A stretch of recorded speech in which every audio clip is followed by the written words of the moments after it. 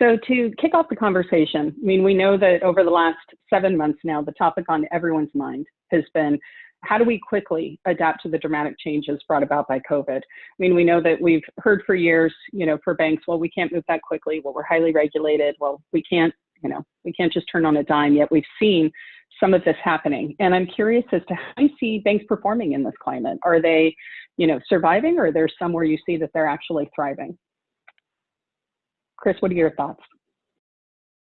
I was going to say, my opening statement is typical that just as you're about to come to me, I swallowed and coughed. Apologies. So I write a blog every day at thefinancer.com, and I've been writing a lot about the pandemic, but equally reading a lot of research and actually doing a lot of research. And I think particularly in the large European countries and the USA, when the pandemic lockdown occurred, there were some banks that were almost ready and some banks that were just about ready, and some banks that definitely just were not ready at all. In the latter camp, I could give you many examples, but I won't name names, except that I actually deal with a very large UK bank who's seen customer sentiment go down by about 40% in the last 6 months because their call center was offshore and it based in India, and the call center shut down with 4 hours notice. And at the same time, the UK was locked down, so they didn't have any backup in the UK. And all of the disaster recovery plans have been around, if the physical building was blown up by a terrorist attack, we have another physical building, not this idea of everyone's working from home. So the banks have been turning on a dime. The ones that were almost ready were those that had been doing a lot of planning around cloud computing and moving their operations towards cloud accessibility, mainly for customers, but equally for some employees from home. And they've transitioned and made those decisions very quickly. But I call those banks that are doing tactical digital, in that they're becoming cloud-based, but they're not actually rethinking their business model to be digital at all. It's just moving because of necessity to a decision that they may have made 2 or 3 years downstream, but they had to make that decision in April. And then there were those that were just about ready. They'd been building their business for the last 5 or 10 years and really getting ready for the digital transformation and creating a cloud native operation rather than a cloud-based operation. And there's a big difference, because cloud native is trying to create a bank that was actually born on the internet rather than one that's evolved from the Industrial Revolution. And I can talk about this for hours, but I think that's my delineation, and it's particularly true in Europe and America. In Asia, a lot of them actually were ready from day one. It was really funny in that there's a quote that I used in one blog, that when Wuhan lockdown occurred, which is where the pandemic started, the banks were closed for 4 months. No one noticed, because they were all digital. And maybe point. So, go ahead. Just to build on Chris's comments, I think it really is an era of survival of the fittest. And I think in so many ways, the priority had to be operational resiliency and business continuity early on during the pandemic. But I think what happened very quickly was banks realized the need to adapt and to really predict and anticipate a number of changes, not just in process, but in connection to clients. And then what implication did that have for some of the delivery of products and services? But I think the pandemic will clearly accelerate automation and digitization of financial services. A lot of that may be anchored in technology, but it really centers around new ways of working with technology as an enabler. And I think, to Chris's point, some banks were already going down that path and had defined and really budgeted for technology and digital transformation. And others, I think, were really fast followers or behind the curve. And I think this is really going to be the key differentiator among the banks. But these new ways of working relate to how customers are transacting with their banks. And I think we've seen this trend most visible in the area of payments in particular. Great. And curious, I know you mentioned payments, an area that we've seen this, but knowing that the PPP Paycheck Protection Program is a great example. Banks being able to stand those up at a rapid pace, where if we weren't in pandemic times, you wouldn't have been able to turn this around in a matter of weeks. It would have been, the amount of due diligence we need to do running our risk models. We know that now we are seeing some effects with, defaults on some of the loans, but still we saw multidisciplinary groups coming together to rapidly, stand this up. Are there other examples you've seen of banks kind of not just, that, okay, we were ready, we're survival of the fittest, where they're actually doing some breakout innovation at this time?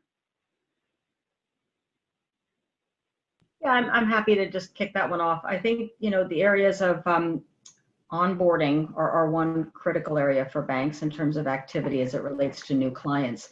And I think we're seeing areas where a faster onboarding is obviously ideal, but you need to make sure that you're managing the risks in that process. Underwriting of consumer and commercial credit is another important area. And I think, Robin, you touched on PPP because in many ways the banks were intermediaries and facilitators of credit extension through these PPP programs. And I think it only tested their resiliency in so many ways that really are hard to define.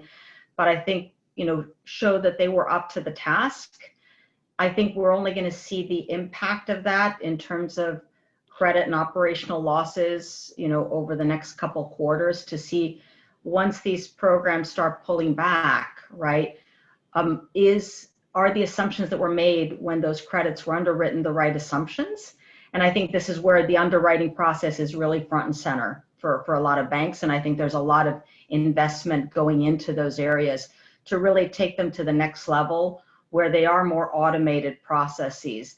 They are leveraging data that already exists at banks, looking for patterns and really trying to make those processes more responsive to the client, because real-time needs are what's dictating, where clients are going to bank and transact in the future. So this is, I think, critical for banks to show that not only they can be resilient, but they can adapt to that new normal as that develops. Yeah, I'll just add that I've been talking about this for longer than most people can remember. In fact, someone wrote a blog the other day saying that one of their favorite fintech influencers is me, because I've been blogging since before they were born, which I felt it makes me a bit old, but there we go. But what I blog about and talk about non-stop is process-driven finance.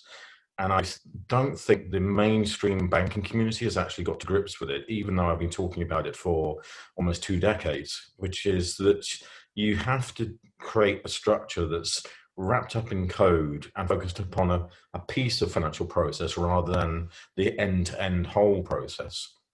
And this is what we're getting at when we're talking about payments or onboarding or the distribution of citizen support through loans or any part of SME credit and SME support, small business support. Because what's happening is most of the bank processes are very inefficient because they were based on industrial physical processes.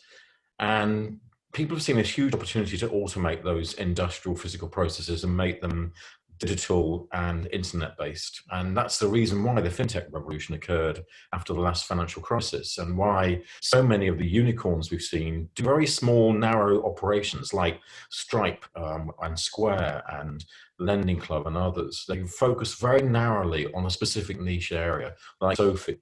And so what's happening with the banks is that they're losing a lot of the adjacent areas that they used to make money from: payments, credit, lending, savings, investments. But the one thing that they have to their greatest advantage, and I don't know if they know it, is the fact that a lot of technologists don't understand banking and they get banking completely wrong. And Bill Gates is my poster boy for this, because he said 25 years ago, we need banking, but we don't need banks. Completely wrong. And what it is that we don't need banks to do payment, savings, investments, credit, loans, etc. But we need banks to do banking. That's one core thing, because it's an exchange of value and trust and a store of value and trust that's regulated and licensed, because it's a store and an exchange of trust.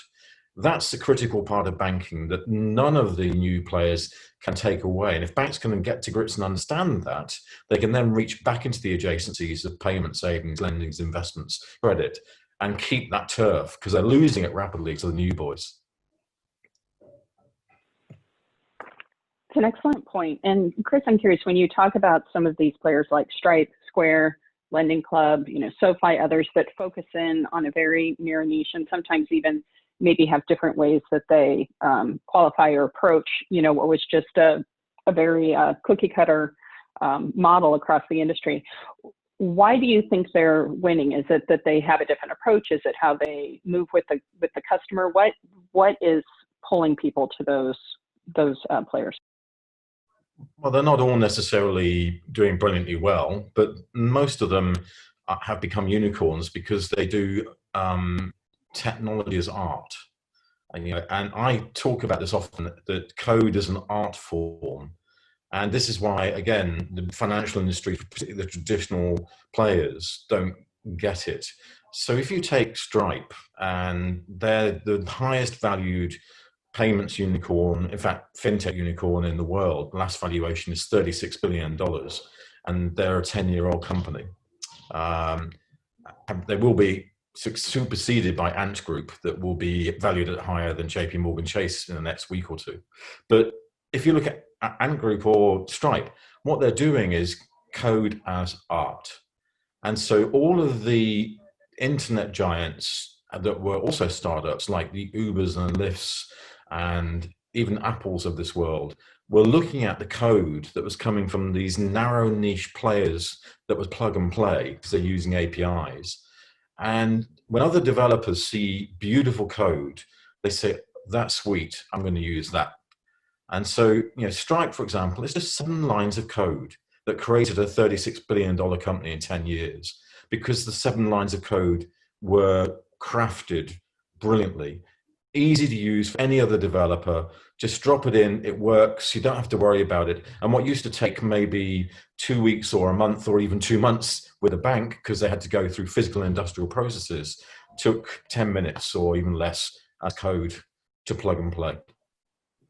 I really like the way Chris described code as art, because I think he gave us a great perspective on how fintechs are driving a lot of the innovation.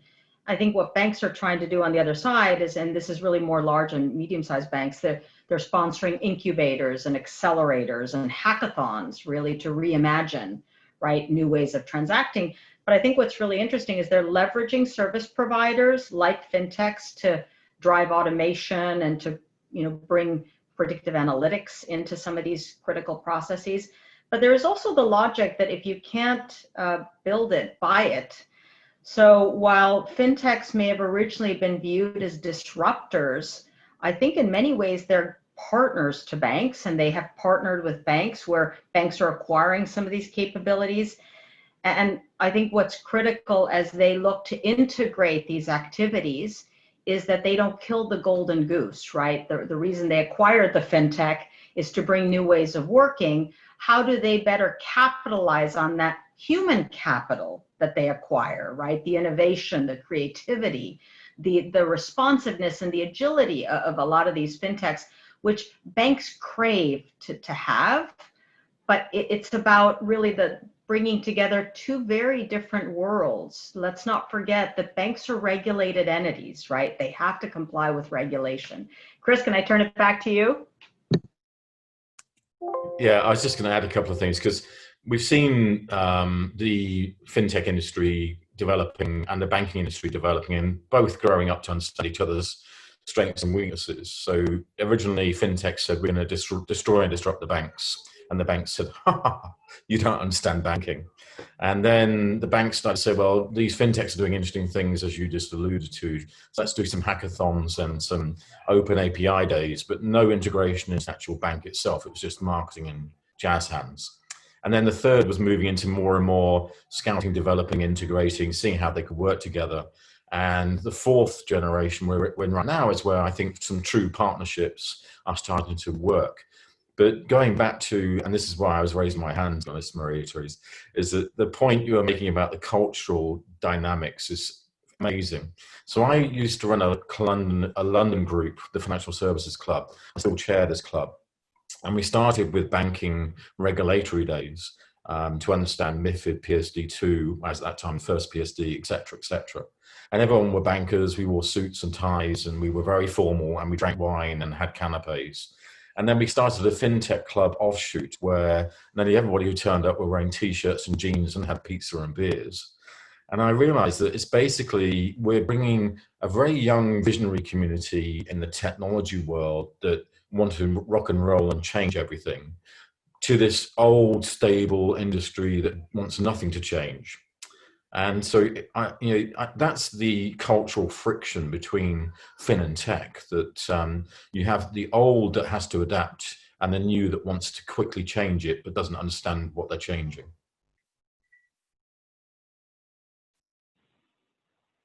It's fantastic. And I think I wouldn't be surprised if we dig into this a little bit more in the Q&A as well, because I think we all have examples of seeing these challenges around acquisition and partnering. One of the things, moving to slightly different topic or continuing on from where we were, Chris, I know you talk about, and we love this, about a great unlock, a tipping point where the world will open back up. And we've been in a little bit of this holding pattern right now globally. And so we're curious, what shifts in consumer mindset should banks be anticipating? And what can they do now? You talked about survival of the fittest before. So what can they do now to start to prepare so that they can come out ahead? Yeah, I talk about the great unlock because during lockdown, most of us have been nervous about leaving home. Some of us adhere to the rules very closely. Some of us ignore the rules completely and end up in hospital. And so, bearing in mind there's different niches, I think there's a very large niche or niche that are sitting locked at home and they don't want to change their financial providers and their finances because they're really nervous about money right now. And money is one of the most secretive things in our lives. We're probably more likely to talk about sex, religion, and politics than money. And I can prove that with research. Because money it's an emotional and a psychological thing. And when you have your current provider not supporting you well, and other people tell you, well, my provider supports me really well, I've switched to Chime or some other provider, Monzo, then you might think about a switch, but you won't do the switch because you're locked down at home. It's an emotional, psychological, secretive thing. But you're thinking, I'm really unhappy right now with the relationship I have with my financial providers. And so when the great unlock happens and people can go and visit branches or have advisors come into the house and talk to them about changes that they want to make to their portfolio, I think there's going to be a long list of people who've been sitting there writing a long list of actions saying, you know what, when I'm comfortable about going out of their house again, I'm going to do A, B, C, and D. And all of that's going to be close my bank account, open a new one with a cool provider recommended by my friends who's got digital, understands working from home, employees from home, customers at home, everything at home. And those are the guys who are going to win. And the guys that let them down are going to lose. You say something interesting there as well, as once I'm able to leave the house, an advisor can come to my home or I can go to a branch.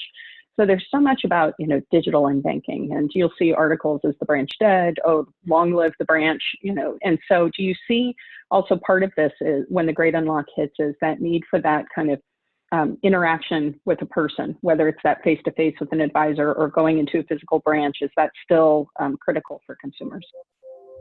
Well, I've always been an advocate of branch banking, just less branch banking. Yeah, again, too long to remember. I said that most banks will lose 70 to 80% of their branch network because it's unnecessary, it's transaction. And the key thing about this emotional psychological relationship with money is it's therefore a very human thing. It's actually more important to us, for some people, than our partner and our family. Because it's what enables us to live a lifestyle that supports our partner and our family. So many people lose their lives because they can't support their partner and their family. And we're seeing that right now in this crisis. It's terrible. So what that brings us around to is saying, if you're purely digital, then you won't win because you don't have enough human contact available. And you may say, well, pick up the phone, you can call us. I actually know one digital bank in Britain that launched on the basis of being digital only, and their customer helpline is only for technical issues. You can't call them about financial issues. Now, that's not a great relationship for a bank provider, because again, emotional, psychological support. So it kind of comes around to saying there has to be some physical human access at some point available to the customer. Not for all customers all the time, but for most customers some of the time. And my greatest example of this was a friend of mine who was running a bank in Italy called Banca. And it launched in 2008 during the great financial crisis, digital only, and it started opening branches. I said to the CEO, "Why are you opening branches?" And he said, "Why do you think?" I said, "Well, to give advice and service, because it's not for money and transactions." He said, "No, you're wrong, Chris. You're completely wrong. There's nothing to do with service and advice. It's trust. It's marketing. Because where I have a physical branch, I have 3 times more assets than where I'm just digital. And so this is my marketing investment for trust." And I just thought that was a great statement, and it stayed with me ever since. Yeah, I think I would just add to the comments around branches, because I think there's been an interesting debate among banks as to how critical a focal point is the branch, right? And everything used to be defined around the branch, not just consumer, but commercial type of banking activities. We're evolving away from that model, which is where banks are really looking to pare back and cut branches and invest those dollars or monies into technology outreach, right? Technology connections to clients.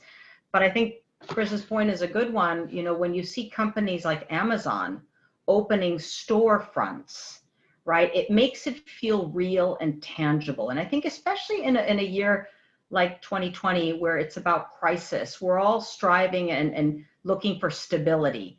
And there's an element of that is human nature. You want to be able to touch it and see it. And all I can relate to as an individual is, you know, when my internet goes down, I can't transact. And I think it's something as simple as that that's going to still mean that there's a place for branches or stores or markets, but I think it's less the focus of the bank of the future than it is today. And many banks are still laden with big branch networks. I think that's going to change as they reimagine that branch experience. And I think really move away from what we call bricks and mortars of banking to a more stable interaction through technology with customers that really call into question this concept of the footprint. In many ways, banks have felt very confined by footprint. And I think this is an opportunity for banks to think beyond footprint. You hit some interesting points there, like talking about how, yes, the branch still needs to be into play, but that there are other ways, you know, digital, where you can have that connection point. And it's something that we had, I think, a client talking about who's actually in the airline industry, saying, we're trying to figure out how do we have connection without contact. And for banks, it was very much historically that connection has to take place, you know, in that physical form, in that branch network. And we probably see innovation in that place. And to that point, Chris, I know you've talked a lot about, you know, what is 2030 in banking, but 2030 has come to now. And, you know, something about being able to have connection without contact, maybe something. What are other things that you're seeing, you know, if 2030 is here, what do banks need to be doing? And then also kind of what's the next horizon? I mean, what's been happening right now is that we've been turbocharged because of the lockdown to really understand what digital service means, digital delivery to the home. So to Maria Teresa's point, you know, Amazon has been fantastic for me because I'm in a European country with no access to the shops. And I've actually been ordering everything from Amazon UK and getting it delivered here, you know, to keep my kids entertained. It's mainly books and games and, you know, things like that. But it's been fantastic. You know, without them, I would have been lost because I don't speak the language here. And as a customer, it's made me realize what digital means, because I've realized that I don't want to go out. So I get my shopping, groceries, everything delivered to the house, clothes, whatever I want, I'm getting delivered because I don't want to go out. which you may say sounds extreme, but there's nothing for me to go out for because I don't speak the language, and most of the shops I'm worried about who's in there. So it's really brought home digital reach and digital service. And for those who have experienced this and as I say, who adhere to the rules, I think you yourselves probably now know what digital service feels like as a customer and also as a corporate commercial organization dealing with a financial institution. Can they deal with me effectively in a Zoom call like this? Can they deal with me effectively in communication through maybe WhatsApp or through other media? Can they deal with me effectively in delivering to my doorstep the things I need without me having to go out and get them? Can they deliver effectively with a balance of human and digital? Because going back to what we were discussing before, some people talk about phygital, which I think sounds terrible to me. It sounds like people doing something rude. So I never use that word. But there's a balance of physical and digital, which companies have to work towards. The incumbent companies in the Industrial Revolution are working towards the balance from physical towards digital. The digital companies are working from being digital only to working out, like Amazon, that there has to be some physicality. And that's been brought home really strongly in 2020, which I don't think anybody would have thought about till 2013. But it's more than just that area that we've outlined from a customer and corporate perspective. It's from an employee and stakeholder perspective, because when we suddenly had to have employees all working from home, none of us knew what that meant. Going back to where we started, most said it's too risky. Compliance won't allow us to have staff working in their home offices. They have to be in our big 7,000 people, 80-story building in the main capital. And suddenly we're all going, no. That's a physical industrial revolution, the way of thinking. We don't need a main office. We can work from a home office if you trust us to work from the home office. And that second point, in terms of the employee point, I think is the real one that's turbocharged in 2020. We would never move to this structure without the pandemic. I think I would add to that to say, I think there's a critical element of innovation that is around the client, right? The customer. And that's really the front end. There is so much opportunity in what I call the middle office or back end. Because if you think about it, our clients don't care about the process. It only matters how the process touches the client.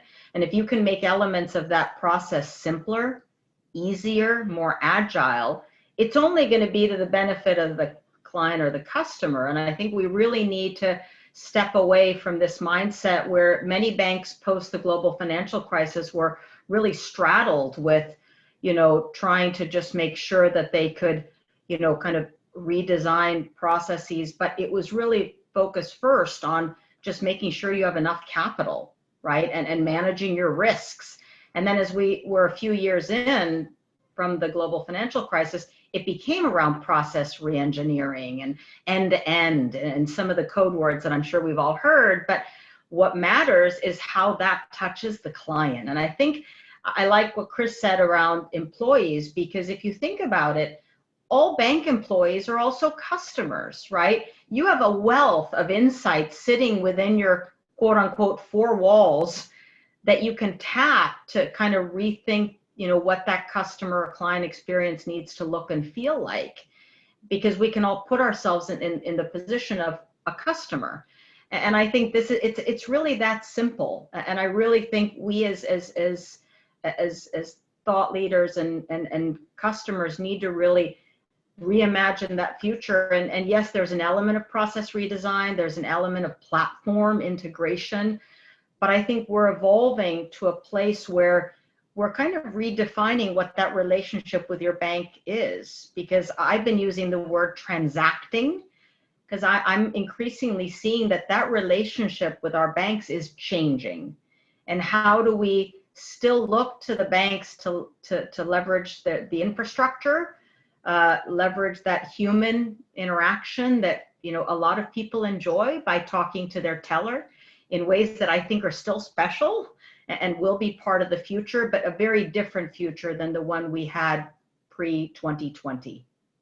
Great. So then curious too, we've talked about, what innovators are doing and people being ready kind of for that next wave. But I'm curious about when the unlock happens, just also potential friction that could come up with new use cases that we haven't seen. So like an example is small businesses have been particularly hit by the shutdown.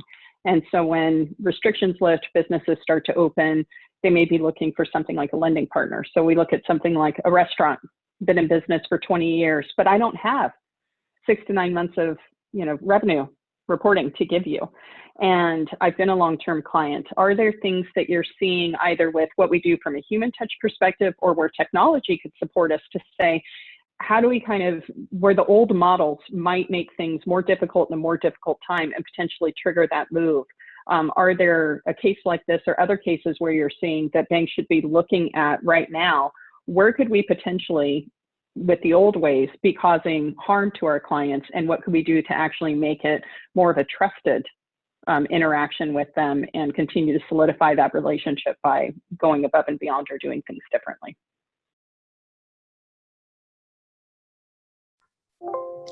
I'll start that one.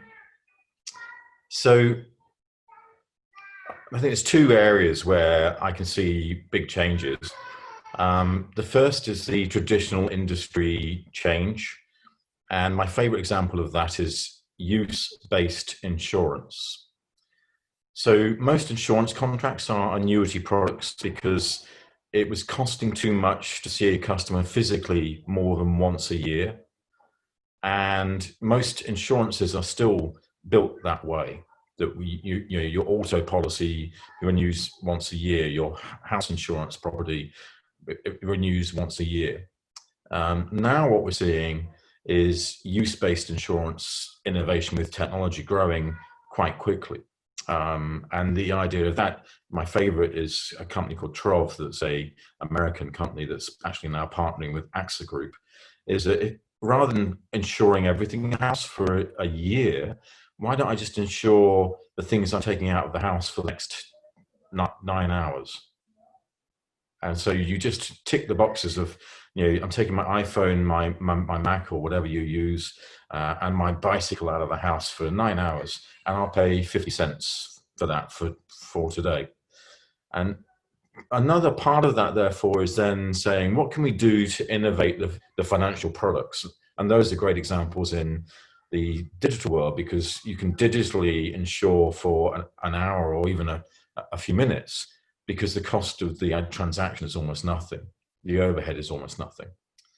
And then what we're seeing, and this is going back to Lending Club and Sophie and others, that they, based on process-based narrow focus, saw that they could use technology to do innovation around the products and services. And I think far too many companies, particularly banks and insurance companies, are not innovating their business model or their products and services. They're just trying to adapt and evolve them onto the internet. And we compare that to a bit like the newspaper industry, which when the internet first came around, you wanted to automate newspapers and magazines. So you put them on the internet with the customer being able to turn the page. So it was now digital, but it wasn't digital at the thinking. It was digital of the old industrial product. You have to really reinvent the product. And there's some great comments from Jack Ma, the founder of Alibaba and Ant Group, which is about to go through this IPO. But one of the things he said is you have to think about the lakes and streams and rivers and brooks of finance and how digitalization can reach the very unreachable parts of the system, like the customers that could never be reached before because they were too far away, or they didn't have the credit histories, or it was too unstable, it was too unpredictable to know how to deal with them. But now you can deal with all of them digitally, including people who never had a credit risk in their life and they're getting their first financial product. You can deal with all of them through the reach of the rivers and lakes and streams and brooks of the internet. I want to maybe pick up on what was said before by Chris around, business model change, right? And organizational structure change. These are all adaptations that banks are making. And in many ways it is around, just some of the business processes. How do you make them easier? How do you make them simpler? And more importantly, how do you make them faster?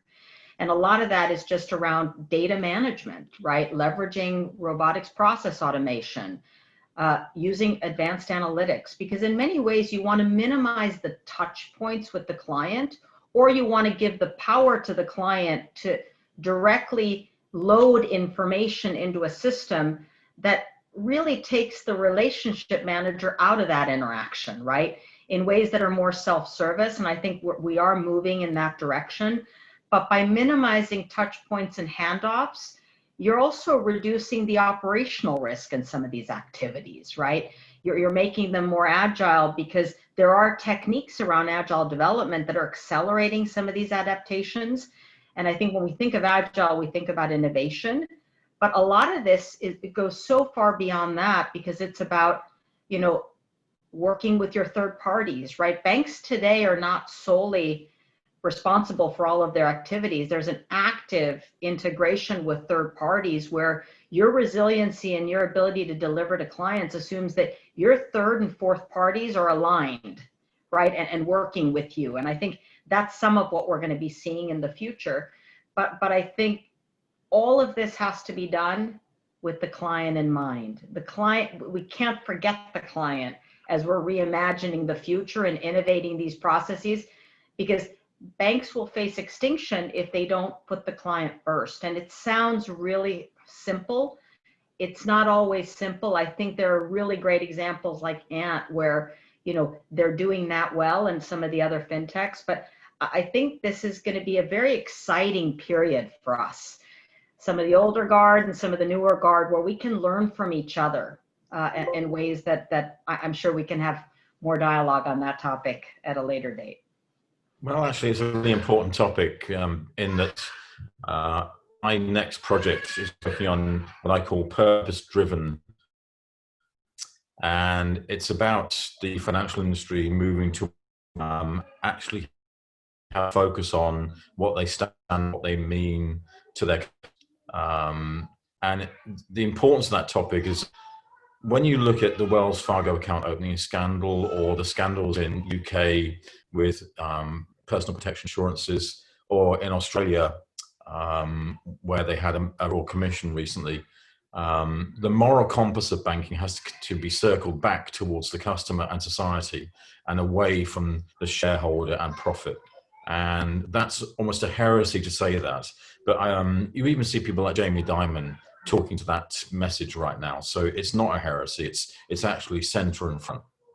We talk a lot about innovation and how important it is. And we think sometimes it can mean, okay, I need to make more things, innovating. Do I need to make another product line? Do I need to make another digital tool, another experience? And I'm curious if you see innovation as more nuanced than that. How are we innovating for things like simplifying a customer experience, or removing friction, or giving people insights in what they're doing? When you think of, if you were giving someone advice on being more innovative, what would that look like for you?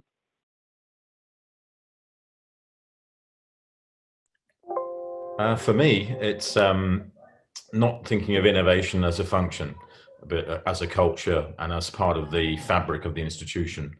But I say the same about digital and about technology, that the attitude is very much that these are things that we can give to a line of business and give it to a budget and make it a project, and the CFO can own it, or the CIO, or whatever, rather than something that's actually something we have to embrace amongst all of us. When I was talking to the banks like JP Morgan Chase, DBS, for the Doing Digital book, and I did over 40 interviews with the C-level suite of most of these banks, it ended up that the biggest lessons for me was that they was talking about how technology is no longer something that they delegate to a line of operation or individual. They believe technology is business and business is technology, and therefore everyone has done innovation. It was amazing in DBS and in BBVA, and ING, that I've seen all these little teams ideating together in agile lean groups. But the risk, compliance, treasury people were sitting in little groups of 8-10 people with designers and developers working out how to do things around the code that they own themselves now. That it wasn't over there in IT. It's now, we own this bit of code. What can we do around this to make it easier and better? And in fact, one of the greatest examples I've seen of how to really think innovation was also in insurance. It was Progressive Insurance in the USA. And that I get so annoyed filling in forms online. It takes ages. And I was watching a presentation by them, and they said they hated this process. So they got into these little groups and huddles around making innovation part of the culture and technology part of the culture. And they redesigned the online form. So all you do now is you enter your zip code and your license plate, and it comes up with what you have to pay. Because they, from those two bits of information, they know everything about who you are and where you live and the area you're living in and the risk that's there. Why should you go through that process? Now you need to go through the next wave of innovation to make it, I give you my license plate and my zip code, and I can insure my car for the next 8 hours. I want to touch on the risk side, because I think that there's an important element here around risk enabling innovation. And, let's not forget that the biggest strategic risk that banks face is digital disruption and disintermediation. So if we're really looking at digital transformation as change management, right, banks need to be incenting change and innovation. I think it really starts with the leadership, right? To what extent are leaders and teams talking about innovation and technology? Because banking and technology are really interchangeable and they're interconnected. So I think we need to think about them less as two different topics, but more as one. And when we talk about really taking and encouraging employees to innovate processes, it's about having different disciplines and perspectives in the room. So Chris touched on the examples where risk folks are sitting in these agile meetings, co-creating and innovating. But for risk people, I think the critical thing is to, raise your voice and share perspectives on, there's a lot of opportunity and there's also risk. And so how do we identify and assess the risk? And then how do we mitigate the risk? And I think one of the biggest changes that we're going to see is, the degree and pace of change is in and of itself a risk. And I think we need to make sure that groups are engaging horizontally, not just vertically within their functions, to partner to enable some of that innovation, but also raise flags around where maybe the pace of change is compromising your resiliency or your continuity. Because I think too often, right, the risk teams are viewed as, kind of a middle office function, and risk teams are enablers, right? It's about the how in terms of a more dynamic and entrepreneurial organization. And I think you need risk in the room to innovate. If you don't, you may be innovating and you may realize on that opportunity over in the near term, but it may not be as long-term sustainable as you need it to be if you're a bank. You hit an excellent point there.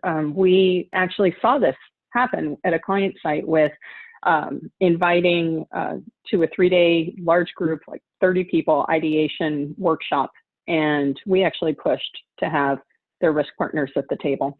And you watched kind of the light go on for everyone in the room when we were working out something like, well, we know we can't do that. They'll tell us no. And he said, wait, actually, that's not true. While at face level, the regulation appears to be XYZ, we can really tackle it by doing this. And they were actually, you look at it as, these partners are going to slow us down. They had actually scoped themselves down based on having incomplete knowledge. And because their partner was there at the table and understood what they were trying to accomplish, not just looking at a solution that had already been baked and trying to evaluate it, they were delighted, and they got to a place they would not have if that partner had not been in the room. And Robin, maybe let me expand on that, because one of the practices and techniques that has worked really well starts with the strategic planning process at banks, right? That's usually where a lot of that dialogue happens around, where is the growth? What are the levers for growth? And by having, risk in the room, understanding where those opportunities are, they can, help inform the strategic plan. And by being in the room, they will feel more accountable for executing on that plan once everyone leaves the room. And then that takes a lot of different forms in terms of the day-to-day. But I think it has to start with processes like the strategic planning process. And then I think we have observed over the last few years how we're leveraging a lot of techniques that came out of technology and software and lifecycle work to say agile is the way to innovate. Well, what does agile mean for risk professionals, right? We're moving away from the watermark type of project and program management to more of an agile, which is iterative. And I think risk people can be very creative and innovative and forward looking, but they need the opportunity to be in the room. And I appreciate you use that example from your experience as well. I just want to add a couple of quick stories because bearing in mind the theme is growth with risk. I had two meetings, one with a very medium-sized bank in Britain where the chief marketing officer got into a head-to-head argument with the chief risk officer. And the argument was basically, I'm generating all of these opportunities to bring customers on board and you're rejecting 10, 20% of them. And so I'm wasting my marketing dollars on all of this when these are great customers. And the CRO said, they're not great customers. You haven't assessed the risk properly. That's why they're getting rejected, because they don't meet our risk control standards. They kind of ended that argument with the fact that the metrics and the technologies that go into the customer outreach have to be far better. And this was brought home to me by the second story, which is a bank actually here in Poland, mBank. And they were very worried about payday loan companies coming into the market, stealing their customers. And so the payday loans could be offered within 10, 15 minutes through an online application by this new competitor. And the head of digital banking said to the chief risk officer, we need to be able to do this quicker than them. And at that time, they were filling in paper forms in branches and taking 2 weeks. And it ended up the digital banking guy said, could we do this in less than 60 seconds? And the chief risk officer pulled her hair out and got very upset, but then said, actually, if you could build the technologies to do the analytics on customers all the time in real time, then we would always know what we could lend them all the time in real time. So yes, we could do that. And they actually built that technology within a matter of 3 months so that any customer within the app could say, I need some money, how much am I good for?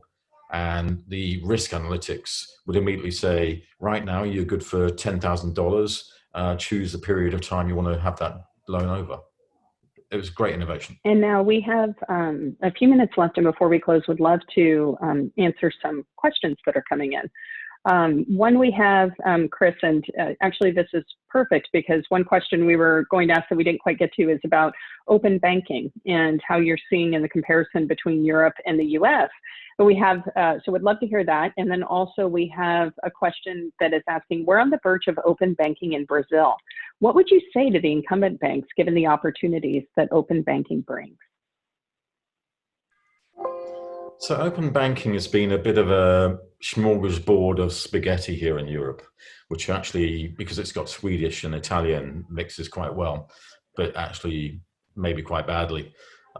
Basically, the Europeans were forced to do open banking through a wave of regulatory change, and they've done it pretty badly in most countries, some better than others. But generally, we haven't yet seen the benefits of open banking. And the UK would claim that the UK consumer is seeing the benefits, but it's still very clunky, chunky, and not so easy. And I've seen quite a few articles talking about the American markets, and the difference with the American market, going back to focusing on customer experience and customer reach, is start with the customer focus and build an open banking capability to give them better access. The US markets were doing aggregation and cut and paste services years before every other market. They were leading that space. So that kind of says that the US is now seeing open banking as a great opportunity rather than something that the regulator has to force upon them. And they're leveraging that opportunity rather than waiting for the regulator to say, this is how you have to do it, which is what the Europeans did. In Brazil, I know the Brazilian banks quite well, and also the Brazilian fintech community, along with the South American fintech community.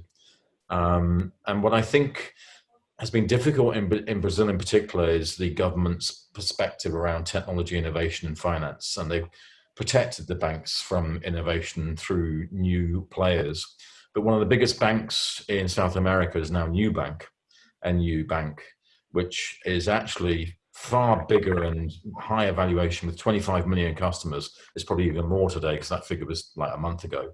And easily beats Monzo and Starling and Chime and any others that you want to mention to me, because they got through those regulatory pieces. And I would say to the incumbent banks, if you ignore the innovations of new banks, but in particular, if you ignore how they're doing things to reach the customers that were unreachable, because there's a huge number of customers in the USA and South America and across the world that were unbanked, then you're making a big mistake.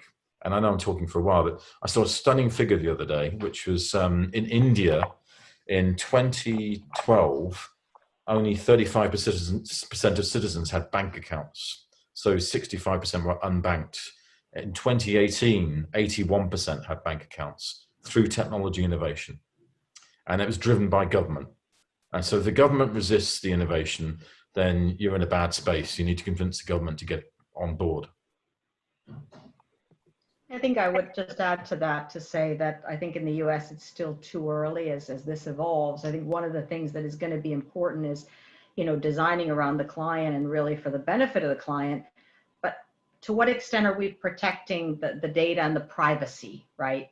In ways that I think is a very important topic across markets and across the globe. But that has still to be tested in a world where we're relying on open banking as the next wave.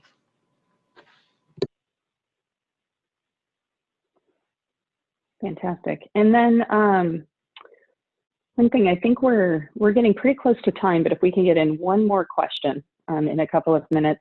Chris, one thing is, we know a few neobanks came in. We're supposed to open in the UK in 2020, but didn't happen due to COVID. What do you think will happen after the Great Unlock? Is there just a delay in demand for neobanks, or are consumers looking for some stability in these times? And I'd love it if, and looking for something different. And I'd love it if we could actually open this up beyond what was asked for the UK and what you're seeing globally for neobanks.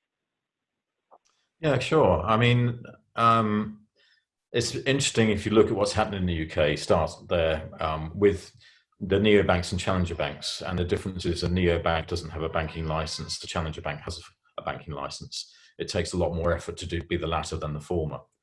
But some of the neobanks began there on a growth model of prepaid payments and cards, for example. And they saw that growth occur very quickly. And their model was based on how many thousands, hundreds of thousands, millions of customers they could generate. They've suffered really badly during the lockdown. And a lot of that's to do with what they were dealing with were lifestyle payments. And when you stop going out, you don't actually pay for much outside the house. So you don't need the lifestyle payment anymore. What you need is security. And the banks that have been doing very well in terms of challenger banks were those licensed to do full lending service, and particularly property lending, mortgages, real estate lending. And that area, because it's a long-term asset, protection and investment and borrowing, gives you far more capability with the customers. So I saw some interesting statistics coming in recently around the customer sentiment of the lifestyle banks has decreased dramatically, because it's a lifestyle bank and no longer are you going out. So the investors are unhappy because they're not seeing the growth in the numbers of the customers. But the customers are unhappy because being a lifestyle bank, going back to my earlier point, it's not designed for contact. It's designed for spending, and you're not spending. The asset banks that were building mortgage and real estate portfolios and lending portfolios have had far better success with investors and with customers, depending on their models. And in particular, I guess if I look around the world, it's interesting looking at 86400 and Zinger and Judo and Volt in Australia, or looking at Chime, who I already mentioned, in the US, because they're far more built for the model of tomorrow rather than the model of yesterday. Great, thank you, Chris. And now we are in our last couple of minutes, and so I think it's time to close. And one thing that's really interesting is you always listen to these webinars for themes. And we know that, 2020, as you put, is really turbocharged change. And for banks who really want to be innovators, we talked about it being survival of the fittest right now. And it sounds like a big thing that kind of came out, if you want to be one of those who thrives going forward, is kind of continually checking and challenging a status quo. So we know banks are very highly regulated, but when we're looking to make some of these changes, are we working well with our partners or those we've acquired? You know, Maria Teresa, you talked about don't kill the golden goose. You know, if they're doing technology as an art, they're making innovative experiences. How do we make sure that we're being very careful and protecting what they're bringing and not kind of crushing that with the old ways, or even looking at opportunities in the middle space for what we're doing? Well, we've always done it this way. Well, do we always have to do it that way going forward? Or how do we foster this sense of, you know, connections with our customers, and both, you know, consumer or commercial, and keep them top of mind? And that they've got this great foundation of banks are trusted in a way that no one else is. So if you can kind of build and capitalize on that trust, and then watch how you're interacting with all of these different players across the ecosystem, that's where we may see that evolution, you know, come into play. And so I'd be curious to hear, I know we're at the end of time, but Chris, just in Maria Teresa, your closing thoughts. And Chris, I also know you have a book that could be, and a blog that could be very valuable for our audience. And so would love to have you give us a quick 1 minute each on this. Quick 1 minute for me is, you can find all my thinking at thefinancer.com. I blog daily out there every morning, and have been doing for over 12 years.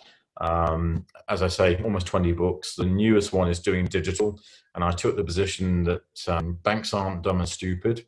So I picked 5 banks, the biggest ones that I could think of, that I thought were doing interesting things around innovation and technology: BBVA, ING, DBS, China Merchants Bank, JP Morgan Chase.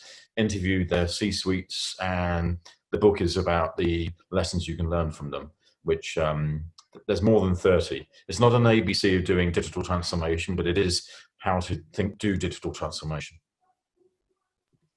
And I want to say thank you. I've really enjoyed our conversation today. I think my parting thought is it's critically important that the business side of the house and risk work in partnership. And through my own experience over the last 20 years in risk can be very proactive, thoughtful, innovative in ways that I want to leave everyone with that, because it's very important that you have the right people in the room when you innovate.